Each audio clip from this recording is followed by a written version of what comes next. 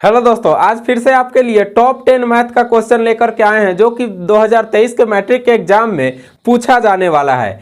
ये क्वेश्चन न पूछे लेकिन इस टाइप का क्वेश्चन 100% है कि पूछेगा, ये मेरी गारंटी है। चलिए वो टॉप 10 क्वेश्चन कौन है आइए जानते हैं और सभी क्वेश्चनों को अच्छा से समझने का कोशिश कीजिएगा ताकि आप अच्छे तरीका से डील कर पाए।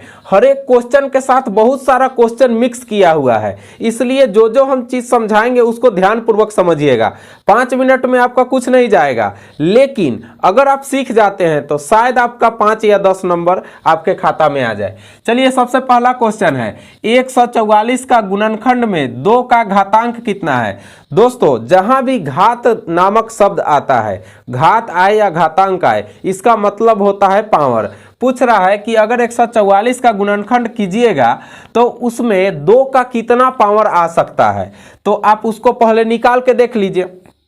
आसानी से निकालने का तरीका हम आपको उंगली पर ही बताते हैं। चलिए इसका गुणनखंड निकालते हैं। तो पहले 2 से हमने लगाया, 2 से अगर हम गुणनखंड करते तो 72 आया, फिर 72 2 से कट जाएगा तो मेरा कितना आ गया, 36 आ गया, फिर 2 से लगा 18 आ गया, फिर 2 से लगा हमारा कितना 9 आ गया, उसके बाद 3 से लगेगा। तो कई बार हमने 2 से काटा, पहले 144 को 2 से काटा, फिर 72 को 2 से काटा, फिर 36 को 2 से काटा, फिर 18 को 2 से काटा, यानी कि 4 बार 2 आ रहा है। तो यह हमारा 2 का घात कितना है, 4 है। आप गुणनखंड बना करके देख सकते हैं।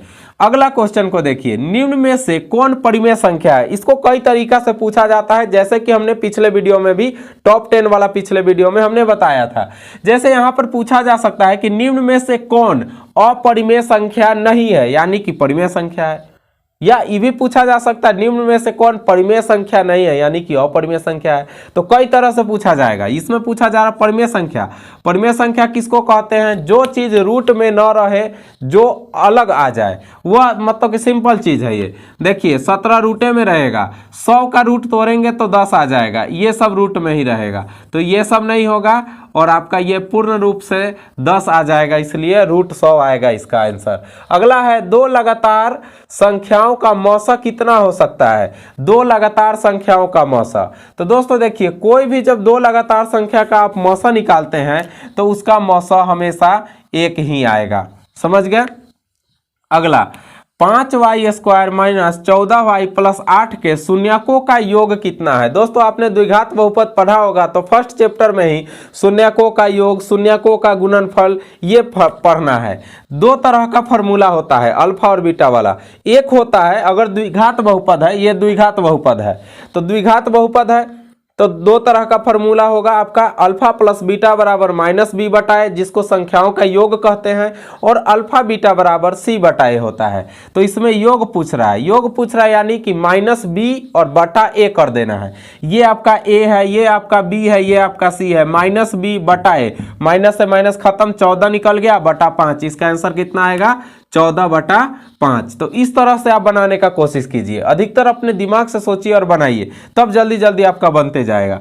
आगे है बहुपद, x² माइनस 11 के शून्यक है। किसी भी चीज का शून्यक निकालने के लिए बराबर में 0 डाल दिया जाता है, तो अगर इसके बराबर में 0 डाले तो 11 इधर आ जाएगा, यानी कि स्क्वायर है तो स्क्वायर वाला क्या चीज में बदलता है, रूट में बदलता है, यानी कि रूट 11। जब भी किसी बहुपद का हम आंसर निकालते हैं तो 2 आंसर आता है, तो इसका आंसर आएगा कितना, रूट 11 और माइनस रूट 11। तो आपको ये वाला जो आंसर है ये आपका आ जाएगा रूट 11 और माइनस रूट 11। अब आगे देखिए, 5, 8, 11, 14, इसका 12वां पद कितना होगा।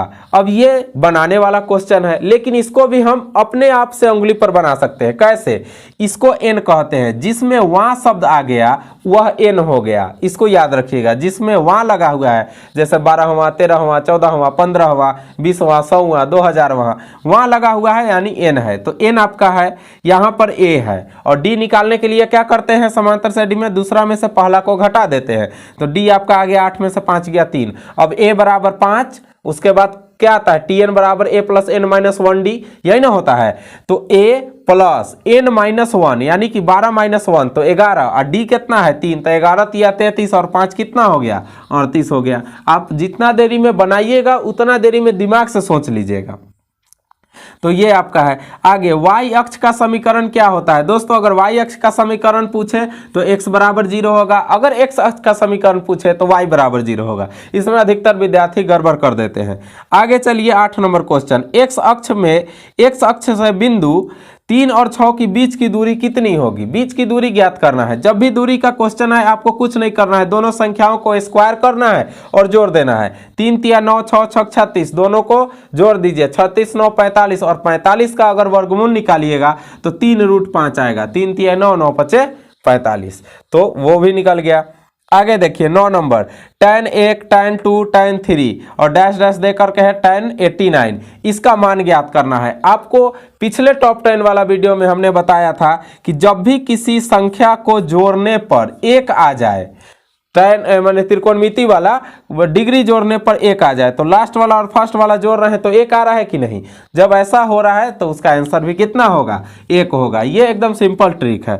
आगे y square minus 6y plus 8 का घात है। अब बहुत सारे ऐसे विद्यार्थी होते हैं जो कि सोचने लगते हैं इसका गुणनखंड करे कि मूल निकाले कि क्या करे, जबकि बहुत आसान क्वेश्चन है। आपको शुरू में ही हमने बताया, घातांक पूछे या घात पूछे, पावर पूछ रहा है, इसका पावर कितना है, पावर है 2, तो इसके 2 में हम टिक लगा देंगे। तो इस तरह का क्वेश्चन, भले ही ये क्वेश्चन नहीं आ रहा है लेकिन इस टाइप का क्वेश्चन 100% आएगा, ये हमसे लिखित रख लीजिए। इसमें का हर एक क्वेश्चन 100 में का 100 क्वेश्चन से, भले यहाँ पर 144 72 दे सकता है, 186 दे सकता है, 512 दे सकता है, कुछ भी देगा, लेकिन इस टाइप का क्वेश्चन 100% आएगा, इस टाइप का भी 100% आएगा।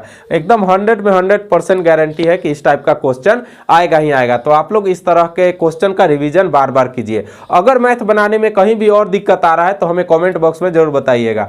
मिलते हैं फिर से टॉप 10 वाले वीडियो में, तब तक के लिए अपने अभिषेक सर को दीजिए इजाजत।